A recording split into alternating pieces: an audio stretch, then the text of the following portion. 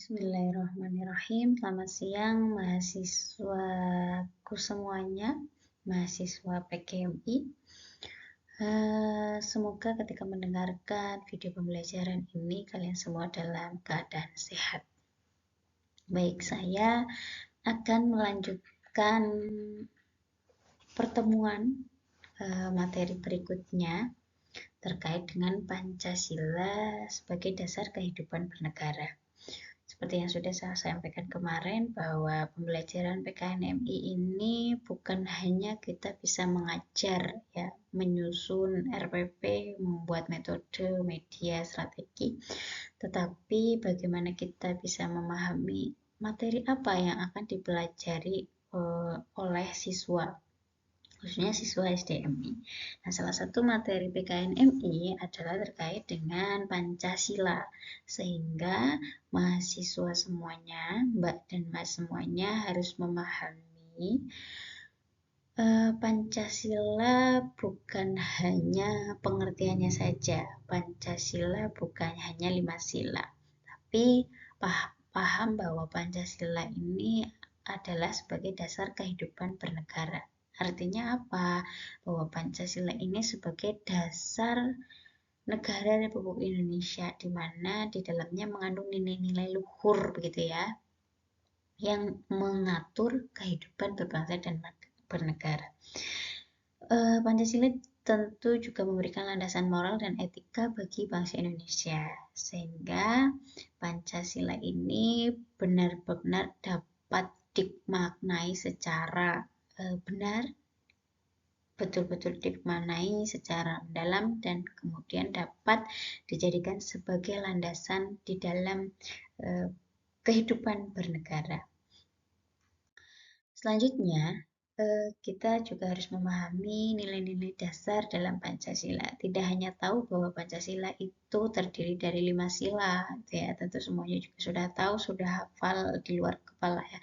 Tetapi bagaimana kita bisa memberikan pemahaman kepada anak didik nantinya, ya, bahwa nilai-nilai dasar dalam Pancasila itu perlu kita sampaikan. Ada ya, sila pertama adalah ketuhanan yang Maha Esa, di mana pada sila pertama ini menekankan nilai-nilai agama dan kerohanian dalam kehidupan, mengakui bahwa keberadaan Tuhan dan menjunjung tinggi toleransi, gitu ya, bahwa Tuhan itu ada dan Tuhan itu tidak hanya pada satu agama.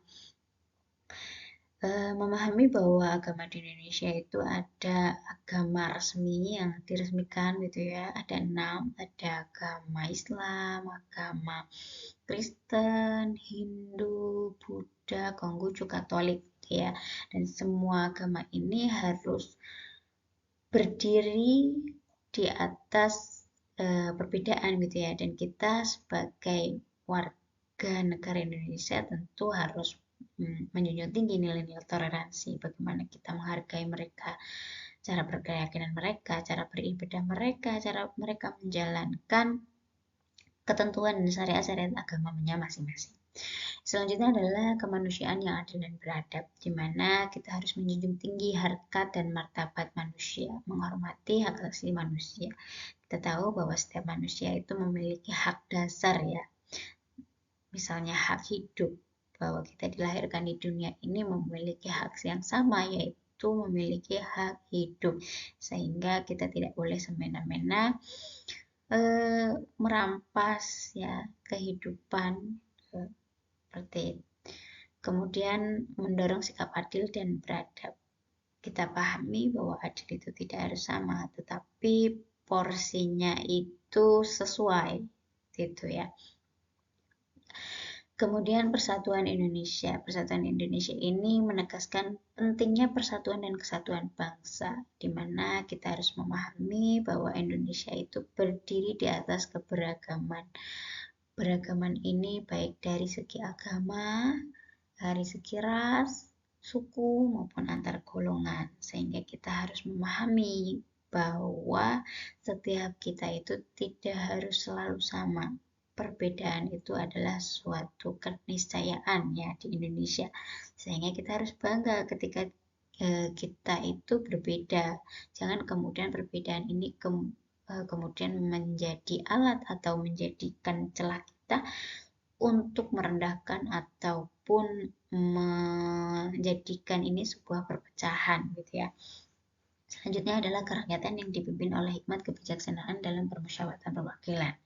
Kita harus memahami bahwa setiap mufakat itu dihasilkan dari musyawarah. Ketika ada pemilihan, baik ketika ada persoalan, tentu warga masyarakat Indonesia itu selalu mengedepankan sikap-sikap musyawarah demokrasi gitu ya. Sehingga pada sila keempat ini kita memang harus benar-benar menjunjung tinggi nilai-nilai demokrasi. Yang selanjutnya adalah keadilan sosial bagi seluruh rakyat Indonesia, di mana keadilan sosial ini tentu harus menjamin kesejahteraan dan keadilan bagi seluruh rakyat Indonesia. Tidak memandang rakyat yang mana, tetapi keadilan ini harus kesejahteraan dan keadilan ini harus untuk semuanya, ya, dengan cara meminimalisir kesenjangan yang terjadi, sehingga keadilan sosial ini bisa diwujudkan. Selanjutnya, Pancasila sebagai pandangan hidup bangsa Indonesia, di mana Pancasila itu sangat menjunjung tinggi etika dan moral, di mana pada sila Pancasila itu kita diajarkan untuk mengamalkan nilai-nilai tanggung jawab, gotong royong, berkeadilan, beradab, gitu ya. Kemudian sistem nilai, di mana Pancasila ini memberikan kerangka sistem nilai yang mengatur hubungan. Jadi di dalam Pancasila itu sebenarnya sudah sangat komprehensif ya, sudah sangat komplit, bahwa di situ itu sudah mengatur bagaimana kita memperlakukan sesama manusia, masyarakat, dan bernegara gitu ya. Kemudian identitas nasional, Pancasila ini sebagai identitas nasional bangsa Indonesia, di mana Pancasila itu hanya dimiliki oleh bangsa Indonesia, bangsa lain tidak ada yang namanya Pancasila, sehingga Pancasila ini harus terus kita anut, kita kembangkan, sehingga identitas nasional ini tidak akan pernah hilang ataupun pudar. Nah, selanjutnya tentu kita ketika tadi sudah paham Pancasila itu apa, ada 5 Pancasila, kemudian maknanya apa, kemudian Pancasila itu sebagai pandangan hidup bangsa Indonesia. Di era modernisasi, di era digitalisasi ini tentu ada tantangan dan ancaman ya terhadap nilai Pancasila yang sudah dijelaskan tadi. Nah, 3 tantangan atau ancaman terhadap nilai Pancasila itu salah satunya adalah radikalisme, di mana ideologi radikal gitu ya. Ideologi radikal ini bertentangan sekali dengan nilai Pancasila, di mana ideologi radikal ini terkenal dengan ideologi yang membenarkan bahwa dia itu mengatakan pahamnya itu benar, yang lain salah, atau mungkin dia itu cara menyelesaikan masalah itu dengan cara-cara yang sangat brutal gitu ya, tidak lagi menjunjung tinggi musyawarah mufakat. Nah, ideologi radikal ini yang ideologi di luar batas gitu ya, ini tentu harus kita jaga dengan cara apa ya, terus membangun nilai-nilai yang ada pada nilai-nilai Pancasila gitu ya. Kemudian individualisme, kita perhatikan nih di sekitar kita tentang individualisme. Meningkatnya individualisme ini tentu dapat melemahkan nilai gotong royong dan persatuan. Padahal nilai gotong royong dan persatuan ini sangat ditekankan dalam nilai-nilai Pancasila ya. Individualisme ini misalkan ketika ada orang ya, biasanya kan kalau masyarakat, apalagi masyarakat desa begitu ya, ketika ada hajatan maka kita harus bergotong royong membantu. Ketika ada bedah rumah atau apapun gitu ya, pokoknya ketika itu memang bisa dikerjakan secara gotong royong, maka harus dikerjakan secara gotong royong. Jangan sampai paham individualisme aku memikirkan diri sendiri sebetulnya itu tumbuh subur, karena ini lama-kelamaan akan mengkikis nilai-nilai Pancasila. Kemudian disinformasi, di mana penyebaran informasi hoax ya, dan disinformasi dapat memecah belah. Nah, tentu kalian sebagai mahasiswa harus pandai-pandai menyaring mana informasi yang bisa di-share, mana informasi yang bisa dibagikan dan mana yang tidak. Dan sebelum membagikan informasi, tentu kalian juga harus mengkonfirmasi terlebih dahulu informasi ini benar atau tidak. Kalau memang benar, boleh dibagikan. Kalau memang salah, ya di stop. Cukup sampai kalian saja. Yang lain tidak perlu tahu. Seperti itu ya. Nah, ini seharusnya menjadi tugas dari mahasiswa ini untuk meminimalisir akan terjadinya radikalisme, individualisme, dan disinformasi. Selanjutnya, bagaimana sih kemudian peran kalian ya sebagai generasi muda dalam memperkuat Pancasila? Kalian ini kan adalah generasi-generasi yang tentu bisa menjadi penerus ya bagi generasi sebelumnya. Maka sudah seharusnya bahwa kalian juga harus memahami bagaimana peran generasi, utamanya kalian yang masih muda ini, dalam memperkuat Pancasila. Jangan kemudian Pancasila ini kalian lupa dengan identitas nasional, yaitu Pancasila. Yang pertama tentu harus menerapkan nilai-nilai Pancasila, di mana penerapan Pancasila ini harus diterapkan dalam kehidupan sehari-hari dan menjadi teladan bagi masyarakat. Apa yang harus diterapkan nilai-nilai Pancasila ini?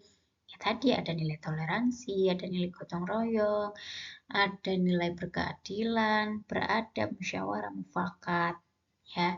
Kemudian meningkatkan nasionalisme. Kalian sebagai generasi muda harus terus menumbuhkan rasa cinta tanah air ya, menjunjung tinggi identitas nasional, bahwa Indonesia itu punya Pancasila dan Pancasila itu hanya milik Indonesia, sehingga Pancasila ini harus terus tumbuh subur gitu ya. Sebagai generasi muda, cara kita atau rasa cinta kita itu salah satunya bisa diimplementasikan dengan terus mengamalkan nilai-nilai Pancasila ya. Dan yang selanjutnya adalah menolak radikalisme. Kalau memang ada radikalisme di sekitar kalian, jangan kemudian kalian bersikap individualis. Bukan urusan saya, seperti itu. Tidak ya. Tetapi bagaimana bisa menolak radikalisme ini dengan cara-cara, tentu kalau kalian sebagai mahasiswa, sebagai pendidik, dengan cara-cara yang edukatif gitu ya. Misalkan memberikan pemahaman pendidikan, pemahaman, pelatihan, atau memberikan edukasi bahwa ini tidak benar. Ya, dengan cara-cara yang baik, tidak kemudian ikut radikal frontal begitu, tidak ya, tetapi dengan cara-cara yang tentu cara-cara edukatif gitu ya. Kemudian berliterasi digital. Nah, inilah peran yang sangat penting ketika kalian memainkan media sosial, baik itu Instagram, TikTok, Facebook ya, ataupun WhatsApp. Ya, kalian harus pintar-pintar memilah dan memilih informasi, melawan hoax, membagikan sesuatu yang memang benar-benar terbukti kebenarannya. Kalau memang masih perlu dikonfirmasi kebenarannya, ya jangan dibagikan, cukup berhenti di kalian. Tuh ya. Selanjutnya kesimpulan bahwa Pancasila ini sebagai fondasi kehidupan berbangsa dan bernegara. Jadi Pancasila ini harus berdiri kokoh sebagai fondasi berkehidupan berbangsa dan bernegara. Dengan kalian memahami, kemudian mengamalkan, memperkuat nilai-nilai Pancasila dengan cara mengajarkan kepada siswa-siswi sekolah dasar dengan cara-cara yang benar, cara-cara yang baik, dan mengamalkannya, kemudian menjadikan contoh bagi mereka, tentu nantinya ini dapat mencapai kehidupan bernegara yang adil, makmur, dan sejahtera. Seperti itu ya. Mungkin itu yang bisa disampaikan untuk pertemuan hari ini. Terima kasih atas perhatiannya.